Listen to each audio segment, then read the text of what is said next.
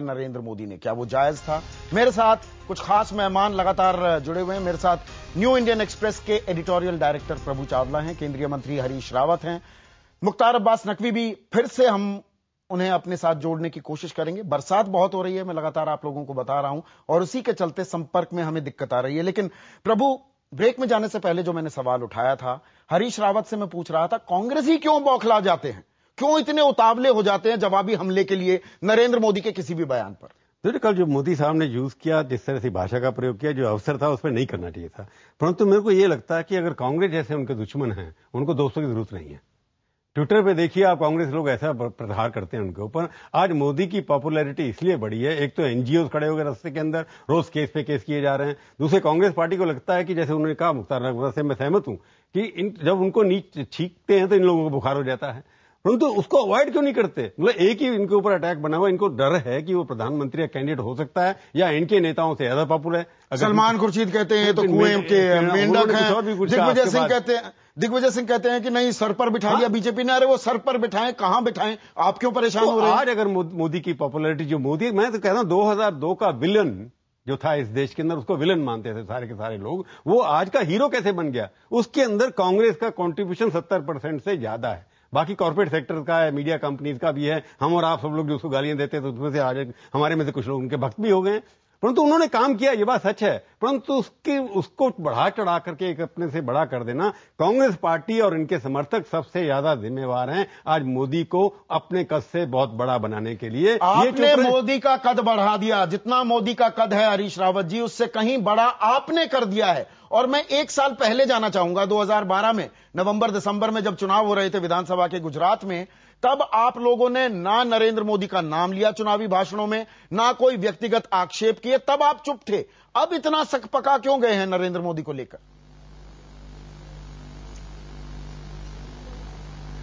देखिए, जो नरेंद्र मोदी जी का ट्रांसफॉर्मेशन करने की कोशिश की जा रही है 2002 के विलेन से एक हीरो की तरफ, वो एक पूरा प्रचार तंत्र उस काम में लगा हुआ है। और आज जिस तरीके की मीडिया की उपस्थिति है, उसमें आप यदि किसी व्यक्तित्व की चर्चा कहीं पर भी ज्यादा होती है तो उस पर टिप्पणियां आती हैं। और मैं प्रभु भाई से बिल्कुल सहमत हूं इस बात में कि नरेंद्र मोदी आज के दिन भी हमारी समस्या नहीं है, बल्कि भारतीय जनता पार्टी की समस्या। लगता तो ऐसा है कि आपकी समस्या ज्यादा हो गई है। भारतीय जनता पार्टी जिस तरीके से जिस तरीके से भारतीय जनता पार्टी अपना थोड़ा सा चेहरा बदलना चाहती थी, एकदम से रथ यात्रा के बजाय जो है विकास यात्रा की तरफ लेकर के जाना चाहती थी, तो नरेंद्र मोदी उस ट्रांसफॉर्मेशन में बड़ी भारी बाधक हैं, बहुत बड़े ऑब्स्टेकल हैं। लेकिन दिक्कत यह है कि नरेंद्र मोदी इस बात को समझते हैं कि आज मीडिया की प्रेजेंस सब जगह है, और यदि मैं कुछ भी कहूंगा तो उस पर कमेंट्स आएंगे। वो एक प्रकार से कभी कभी एंटी पब्लिसिटी को भी अपने पक्ष में तो आप उनके खेल में फंस रहे हैं कोशिश करते हुए हमको हरीश रावत जी, आपने बहुत अच्छा विश्लेषण किया। आप उनके खुद कांग्रेस उनके खेल में फंस रही है क्या? देखिए जी, मैं एक सेकंड, एक मिनट की, मुझको एक महाभारत में कृष्ण बहुत चर्चित थे, लेकिन कृष्ण की चर्चा से एक व्यक्ति अपने को कृष्ण के रूप में पेश करने लगा और सुदर्शन चक्र इत्यादि इत्यादि धारण करने लगा, और वो भी चर्चा में आया, बहुत ज्यादा जो है चर्चा में आया। तो मोदी अपने को उस जो नकली कृष्ण था उसके रूप में चर्चा में लाने की कोशिश कर रहे हैं, जबकि उनको एक बात समझनी चाहिए कि हिंदुस्तान की राजनीति के अंदर वो अटल बिहारी वाजपेयी नहीं हो सकते हैं भाजपा के जी। और जब आपको जोड़ना चाह रहे हैं, अटल बिहारी वाजपेयी नहीं हो सकता। कांग्रेस वाले जो है मोदी से भयपीड़ित क्यों हैं? उसका कारण ये कि इनके पास वो विकास जो उसने किया है, जो उसका इमेज बन गई है कि विकास पुरुष है, मैंने कहा ना विलेन से हीरो बनना, उस विकास पुरुष को डिमोलिश करने के लिए इनको लगता है कि उसके किसी प्रकार से अटैक करते रहे उसके ऊपर, क्यों उनके मुकाबले इनके पास प्रभावशाली कोई ना प्रधानमंत्री है ना मुख्यमंत्री है। ये नहीं मॉडल पेश करते थे कि हमारे मुख्यमंत्री उससे बेटर हैं। हालांकि हुड्डा ने थोड़ा बहुत काम उससे बेटर किया कई क्षेत्रों के अंदर, हुड्डा का नाम ये लोग लेते नहीं है। इन्होंने विकास के प्रति विकास नहीं खड़ा किया, विकास के प्रति कहते हैं उसे विनाश करने वाला आदमी पैदा कर रहे हैं। तो ये डिफेंसिव इसलिए हो रहे हैं कि मोदी अपने आप को एक विकसित विकास करने वाले प्रगतिशील मुख्यमंत्री बनने के लिए अपने आप को साबित करने तैयार हो उसमें कहीं ना कहीं वो ऐसा भी लगता है कि कुछ ज्यादा उतावले भी हो रहे हैं। हमारे साथ राकेश सिन्हा जुड़ गए हैं और बीजेपी वालों से मैं सवाल नहीं पूछ पा रहा था, नकवी साहब से फिर भी संपर्क नहीं हो पाया है हमारा। जायज था क्या भाषण? देखिए, मोदी जी के भाषण में कुछ भी नाजायज नहीं था। आडवाणी कहते हैं आलोचना नहीं करनी चाहिए, उनकी बात नाजायज ना आडवाणी जी में नाजायज है, ना मोदी जी में नाजायज है। मेरी बात सुनिए। ये कैसे हो सकता है, ये समझाइए मुझे। मैं उसी को समझा रहा हूं। बीजेपी वाले मेरी एक बात सुन लीजिए। या आडवाणी का एक वर्ड कोट कर दी ना, उसके ऊपर उन्होंने नसीहत दी। चलिए मेरी बात सुन लीजिए। देश का मान मर्दन हो रहा है, उस वक्त आप मर्यादा की बात कर रहे हैं। दिन रात आप मर्यादा तोड़ रहे हैं। जिस नरेंद्र मोदी को आप जेल भिजवाने के लिए एक इलेक्टेड चीफ मिनिस्टर के खिलाफ ओबामा को कांग्रेस के नेताओं ने चिट्ठी लिखी, मार्क्सवादियों ने चिट्ठी लिखी, वहां पर आपने प्रश्न नहीं खड़ा किया। 15 अगस्त को आप नाग पंचमी मत बना दीजिए कि उस दिन सांप को हम दूध पिलाएंगे, सांप को नहीं छेड़ेंगे। देश की हम आजादी मना रहे थे, यहाँ पर सांप को दूध पिलाने की बात कहां से आ गई? किसने आजादी पर सवाल खड़ा किया? आजादी पर सवाल उमर अब्दुल्ला ने सवाल खड़ा किया। 364 दिन है उमर अब्दुल्ला पर कोई प्रश्न नहीं कर रहा है। 364 दिन है आपके पास। अब्दुल्ला पे सवाल खड़ा करे जिसने कहा कि हमें लोग भारत का नहीं समझते हैं। भारत को समझने के कारण तो काश्मीरी पंडितों को हमने दिल्ली में कैंप में बसा रखा है कि आप भारत में बने रहें। आपकी अलगाववादी नीति का हम तुष्टिकरण करते रहे, आतंकवादियों का तुष्टिकरण करते रहे, उस पर कोई सवाल नहीं खड़ा करा। मोदी सही थे कि आडवाणी? नरेंद्र मोदी सही थे कि आडवाणी? दोनों सही कैसे हो सकते हैं? देखिए, आडवाणी जी एक बुजुर्ग नेता हैं, वो नसीहत देने का काम कर रहे हैं और नसीहत अब मानती नहीं। नरेंद्र मोदी ने, बीजेपी अब उसे मानने को तैयार नहीं। नरेंद्र मोदी ने देश की उन भावनाओं को प्रकट किया, प्रधानमंत्री को रेफर किया। हां, प्रधानमंत्री को इतनी बार रेफर करने की आवश्यकता नहीं थी। हिंदी में कई अलंकार हैं, यदि अलंकारों का उपयोग कर लेते तो ज्यादा अच्छा। ये बात आप मानते हैं? 50 मिनट में 49 बार प्रधानमंत्री। देखिए, वक्रोक्ति अलंकार का उपयोग कर लेते, लेकिन उन्होंने प्रधानमंत्री का मान मर्दन नहीं किया। उन्होंने प्रधानमंत्री से सवाल पूछा कि जब देश के सैनिक मारे जा रहे हैं तो लाल किले पर आप पाकिस्तान को नसीहत दे रहे हैं, टेररिज्म बंद। 16 तारीख को पूछ लेते, 17 को पूछ लेते। शिवसेना कह रही है बाकी 364 दिन कर लेते। आजादी का दिन श्रेष्ठ दिन था। देश की संप्रभुता, देश की आजादी, देश की अर्थव्यवस्था को बचाए तो नहीं हो रहे हैं नरेंद्र मोदी। देखिए, यूनिटी से हो सकता है। बाकी उनको प्रधानमंत्री पद का उम्मीदवार अभी घोषित नहीं कर रही है कहीं, वो ये तो नहीं कह रहे करो घोषित, अभी करो। देखिए, ये तो पार्टी को निश्चित करना है कि पार्टी किस तरह से चले, पार्टी के नेताओं को निश्चित करना है कि पार्टी कितनी सामूहिकता के साथ चलती है। लेकिन जो बात मैं कह रहा हूं, उतावले नहीं दिख रहे नरेंद्र मोदी। जो मुद्दे उन्होंने उठाए वो 16 को उठा लेते, क्यों 17 को उठा लेते, 18 को उठाते, 19 को उठाते। 26 जनवरी और 15 अगस्त बहुत अप्रोप्रिएट दिन है जब सकारात्मक तरीके से मुद्दे उठाए। सकारात्मक नहीं उठाया आपने, नकारात्मक उठाया। देखिए, उन्होंने विकल्प की बात की, पाकिस्तान के प्रति। आपके प्रधानमंत्री के कैंडिडेट ने ये नहीं कहा कि हम ये करेंगे, वो ये बोले तुम क्या कर रहे हो, ये क्यों नहीं किया? आज देश के सामने प्रभु जी जो सवाल उन्हें ठीक उठाए, पर गलत मौके से उठाए। देखिए, देश के सामने जो सवाल है, प्रधानमंत्री लाल किले से संबोधित कर रहे हैं। जवाहरलाल नेहरू का संबोधन था, अटल बिहारी वाजपेयी का संबोधन था, इंदिरा गांधी का संबोधन था। पिछले 8 संबोधनों को देख लीजिए। देश को किस खाई में आप ले जा रहे हैं? और कोई मुख्यमंत्री, कोई इलेक्टेड लीडर यदि सवाल खड़ा कर रहा है कि देखिए आप देश को बरगलाइए और बहुत दिन थे। देखिए 15 अगस्त को कहीं बीजेपी को नरेंद्र मोदी ये तो नहीं कह रहे कि भैया चुनाव अभियान समिति का तो अध्यक्ष बना दिया, प्रधानमंत्री पद का उम्मीदवार बनाओ। संदीप जी, मैं एक घटना कोट करता हूं, आप जानते होंगे जी। महात्मा गांधी ने 15 अगस्त को संदेश देने से इंकार कर दिया आकाशवाणी को। बीबीसी के लोग आए तो उन्होंने गुस्से में कहा कि मुझे अंग्रेजी नहीं आती है। क्या महात्मा गांधी ने देश का मान मर्दन किया था? क्या महात्मा गांधी ने जवाहरलाल नेहरू के ऊपर प्रश्न खड़ा किया था? उन्होंने जो राजनीतिक संस्कृति उपज रही थी, उस राजनीतिक संस्कृति के प्रति अपना विरोध जताए थे। चलिए, ये भी हो सकता है वो चाहते थे कि जवाहरलाल नेहरू देश के प्रधानमंत्री हैं, उनको भाषण देना चाहिए। उन्होंने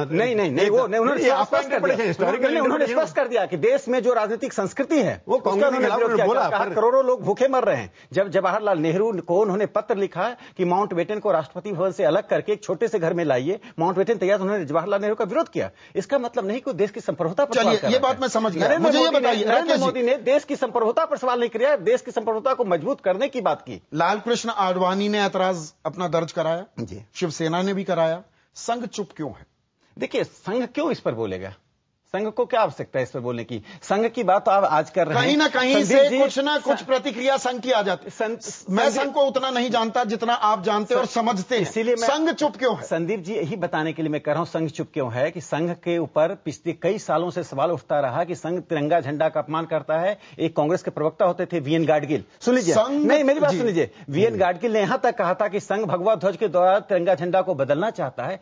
किसी भी मीडिया ने यह नहीं दिखाया कि मोहन भागवत जी मदुरई में तिरंगा झंडा फहरा रहे हैं, दिल्ली में मनमोहन वैद्य तिरंगा झंडा फहराए, पूरे देश के संघ कार्यालय में तिरंगा झंडा फहराया गया, घोष गाया गया, किसी मीडिया ने एक न्यूज नहीं दिखाया। इसे संघ क्यों नहीं कहता है, यह सवाल पूछने का अधिकार तो मीडिया के पास नहीं है। नैतिक अधिकार नहीं। कहीं ना कहीं कोई अपना इशारा करता है कि वो खुश है, नहीं खुश है, और ये राष्ट्रवाद से जुड़ा मुद्दा है, ये आजादी के पर्व से जुड़ा मुद्दा है, इसलिए मैं पूछ रहा हूं संघ चुप। मैंने एक बात कहा कि अलंकारों में भी बहुत बातें करनी चाहिए, और अलंकारों में की गई बातें बहुत उपयोगी होती हैं। मुझे लगता है जैसे अटल जी की एक बात कोट करता हूं, पार्लियामेंट में उन्होंने नरसिम्हा राव पर अटैक किया और उन्होंने कहा कि मौन रहना भी बहुत बड़ा योग है। उन्होंने नरसिम्हा राव का नाम नहीं लिया, लेकिन देश को रावत साहब रिस्पॉन्ड करना चाह रहे हैं। रावत साहब,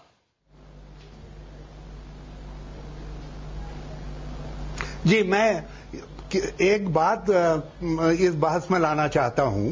ये केवल भाजपा के नेता का संबोधन नहीं था जो मोदी जी का भुज से संबोधन था, वो एक मुख्यमंत्री भी हैं राज्य के, और यदि संघीय ढांचे के अंदर प्रधानमंत्री के संबोधन का इसी तरीके से मुख्यमंत्री गण पैरेलल काट पैदा करने लग जाएंगे तो क्या ये इस संघीय व्यवस्था के लिए एक अच्छी मिसाल होगी? और वो भी आप उस दिन जिस दिन देश जश्न आजादी मना रहा है, जब हम एकता की बात कर रहे हैं, जब हम संघीय व्यवस्था को मजबूत करने की बात कर रहे हैं, जब हम लोकशाही को आगे बढ़ाने की बात कर रहे हैं, तो कम से कम दिन के चयन में और मोदी जी इस बात को भूल गए कि अपने पार्टी का नेता बनने के उसमें कि किसी तरीके से मैं भाजपा में बिल्कुल एकमात्र व्यक्तित्व के रूप में दिखाई दूं, लालकृष्ण जी और दूसरे लोग सब पृष्ठभूमि में चले जाए।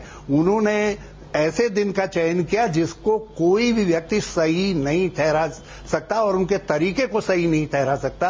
और मैं समझता हूं संघीय ढांचे को, लोकतंत्र को और इस 15 अगस्त जैसे पवित्र दिन को मोदी जी ने बहुत गहरी चोट पहुंचाई है, जिसके लिए उनको क्षमा मांगनी चाहिए। रावत जी, मैं एक सवाल पूछना चाहता हूं कि उमर अब्दुल्ला के भाषण पर कांग्रेस की और आपकी क्या प्रतिक्रिया है? उन्होंने संघीय ढांचे को, देश की एकता अखंडता को कितना मजबूत किया, बताने की कोशिश करें। दूसरी बात, कांग्रेस को कम से कम संघीय ढांचे की बात नहीं करनी चाहिए। कांग्रेस ही सबसे ज्यादा संघीय ढांचे को पहले हम राकेश जी, आपने पहला अहम सवाल उठाया है। उमर अब्दुल्ला के बयान पर आपकी क्या प्रतिक्रिया है? चुप्पी क्यों साधी है केंद्र सरकार ने?